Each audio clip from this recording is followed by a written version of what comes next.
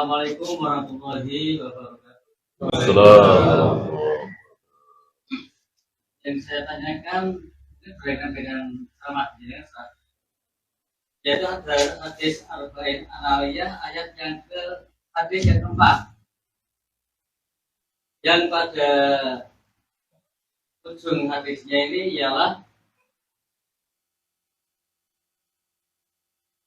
inna hadzakum layak malu bi amalin ahli jannah hatta ma yakunu bainahu wa bainaha ila dzira fayasbiqu alaihi kitabu fayak malu bi amalin ahli nar fayasluha. Ini orang-orang yang mengerjakan amal soleh kemudian masuk pada akan masuk surga, pintunya itu paling satu hasta, sehingga ia mengerjakan amalia alinar akhirnya masuk surga. Kemudian pada ujung hadisnya wa inna ahadakum layak malu bi amal alinar hatta ma yakunu bainahu wa bainaha ila dzira'un fayasbiqu alaihi kitabu fayak malu bi amal alil sana fayatluha. Ini mohon untuk dijelaskan, Pak. Ya. Karena sampai sekarang kami ini masih kadang-kadang juga masih belum artinya itu kurang nyaman. Tapi antum pernah melihat contohnya? Pernah melihat contohnya? Saya pernah melihat contohnya. Ya. Jadi dia muslim. Bukan melihat ya, mendengar. Jadi dia muslim, dia ibadah. Dia berbuat berbagai macam ketaatan. Sebelum mati, dia murtad. Lalu mati dalam keadaan kafir. Nasoro apa Hindu apa-apa, pokoknya murtad. Neraka apa tidak? Iya. Berarti jelas sekali kan? Jadi jangan kita merasa aman. Mentang-mentang sudah sholat berjamaah selama 30 tahun lebih, mentang-mentang hampir setiap malam bangun malam, mentang-mentang sudah bangun masjid di mana-mana, lalu merasa aman bahwa hidayah ini tidak mungkin dicabut. Oleh karena itu terus kita memohon, merengek, minta kepada Allah, Rabbana la tuzigh qulubana ba'da idh hadaitana. Jangan engkau cabut lagi ya Allah hidayah yang telah engkau berikan kepada kami. Ya, termasuk tadi ihdinas siratal mustaqim. Beda dengan ucapan seorang pendeta atau pastor, orang Islam itu nggak pede. Katanya agamanya benar, tapi setiap hari tunjukkanlah kami ke jalan yang lurus, tunjukkanlah kami ke jalan yang lurus. Seolah belum yakin kalau jalannya sudah lurus. Nah, jawabannya tadi. Jadi tidak ada yang menjamin. Karena kita bukan nabi, bukan rasul. Yang dijamin pasti benar, pasti masuk surga, para nabi, para rasul, para sahabat. Kita tidak ada yang menjamin. Kalau setiap hari berbuat dosa, berbuat maksiat, beberapa jam sebelum mati, dia masuk Islam, bertaubat, itu lebih banyak lagi. Dan sudah ada contohnya di zaman Nabi. Ya. Kafir, namanya kafir, maksiat terus. Kemudian masuk Islam, kemudian ikut jihad, hitungan jam. Ya. Nggak lama setelah ikut jihad perang, mati. Sholat dulu 2 rakaat. Ya. Jadi satu-satunya sholat yang pernah dia lakukan itu. Bukan sholat wajib. Ya. Jadi belum pernah sholat subuh, belum pernah sholat duhur, belum pernah puasa Ramadan, haji, umroh, boro-boro, tapi masuk surga. Nah, itu yang contoh pertama. Wallahu. Ada lagi? Ya. Assalamualaikum.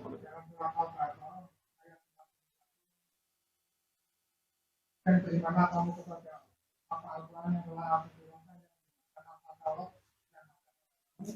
dan janganlah kamu menjadi orang-orang maka kepadanya.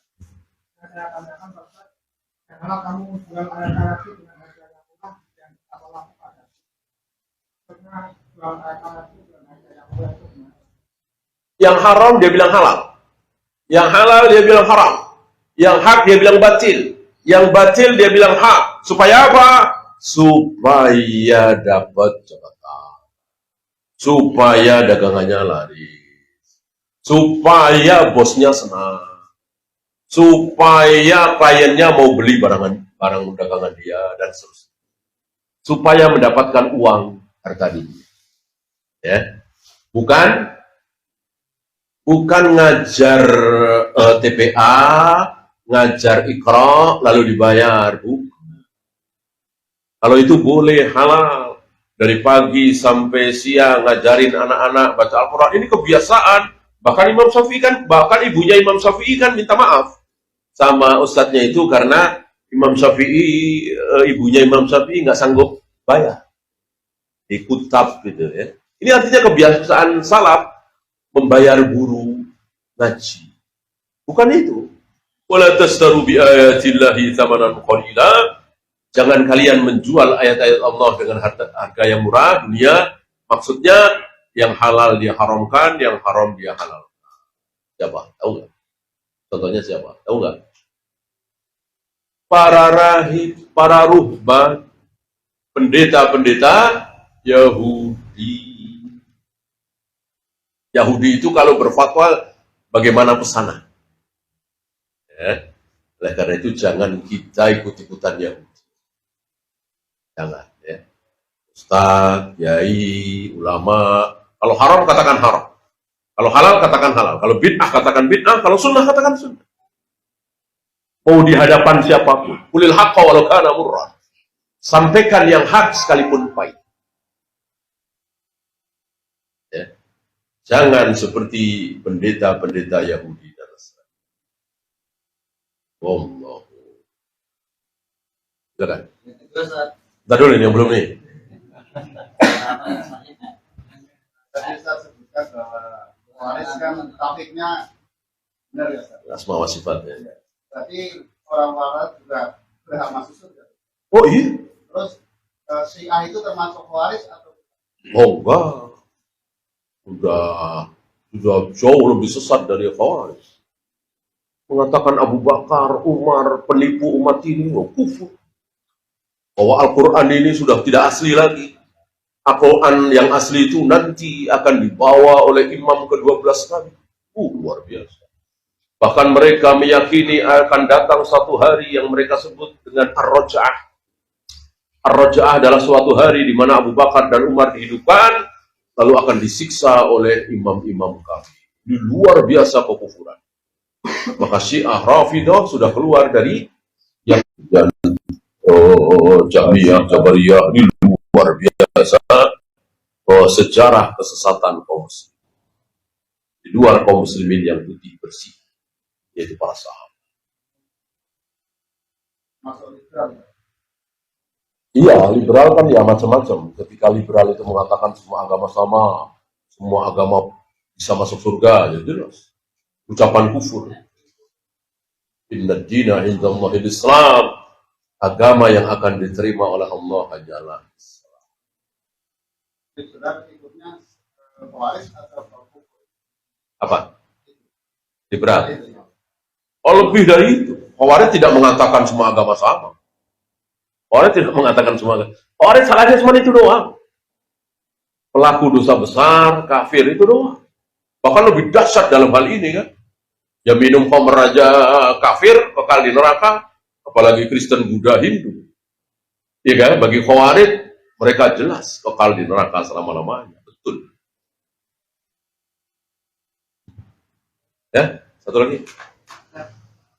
Saya kan berada di sekolah. Jadi ada salah satu wali murid yang mencabutkan anaknya, dari sekolah karena mengatakan sekolah itu bisa. Nah, dia mencabut untuk tidak sekolah di situ, untuk di rumah. Nah, jadi masalah ini orang-orang seperti ini pemahamannya apa, Ustaz? Sekolah tersebut bid'ah, apa semua sekolah bid'ah? Semua sekolah. Oh, berarti dia nggak paham, nggak bisa membedakan mana yang mahdoh, mana yang ghairu mahdoh. Yang bid'ah itu yang mahdoh. Nabi subhana rabbiyal a'la 3 kali, dia 4 kali, ya itu bid'ah. Nabi subuh 2 rakaat, dia 3 rakaat. Nabi melempar jumlah 7 kali, dia 8 kali. Ya, itu yang bid'ah. Tapi sekolah mencari ilmu, ini ibadah ghairu mahdhah. Beda dari cara Nabi, nggak masalah. Nabi nggak ada TK, nggak ada SD, nggak ada SMP, nggak ada SMA. Sekarang ada, nggak masalah. Itu ibadah ghairu mahdhah. Nah, orang seperti ini, kalau antum kenal, ajarkan dulu apa mahdhah, apa ghairu mahdhah. Untuk membedakan mana mahdhah, mana ghairu mahdhah, ada 3. Ibadah mahdhah tidak bisa dicerna oleh akal. Wudu, tayamum, melempar jumrah, tawaf, sa'i, akal kita tidak bisa mencerna. Kenapa itu semua dilakukan? Beda dengan cari ilmu tadi, cari nafkah, nikah, sedekah. Itu semua dilakukan, akal kita bisa mencerna. Yang kedua, ibadah mahdhah, manfaatnya nanti di akhirat. Dari mulai ruku, sujud, tawaf, sa'i, nggak ada manfaatnya di dunia. Manfaatnya nanti di akhirat, pahala surga. Beda dengan sedekah, cari ilmu, cari nafkah, nikah. Manfaatnya sudah terlihat di dunia. Satu lagi. Ibadah mahdhah hanya dilakukan oleh kaum muslimin. Ruku, sujud, tawaf, sa'i, azan, qomat, wudu, tayamum. Hanya kaum muslimin yang melakukan. Beda dengan mencari ilmu, sedekah, nikah, cari nafkah. Muslim dan kafir melakukan. Untuk mahdhah tidak boleh lebih dari Nabi alaihi salatu wassalam. Untuk ghairu mahdhah boleh. Ya, ini karena waktu di sini 11:30 lebih ya, sudah zuhur. Sementara mungkin masjid tidak muat ya kalau antum semua. Jadi kita akhiri saja untuk persiapan sholat zuhur. Yang benar dari Allah, yang salah dari saya. Allahumma bihamdika asyhadu an la ilaha illa anta astaghfiruka wa atubu ilaik. Assalamualaikum.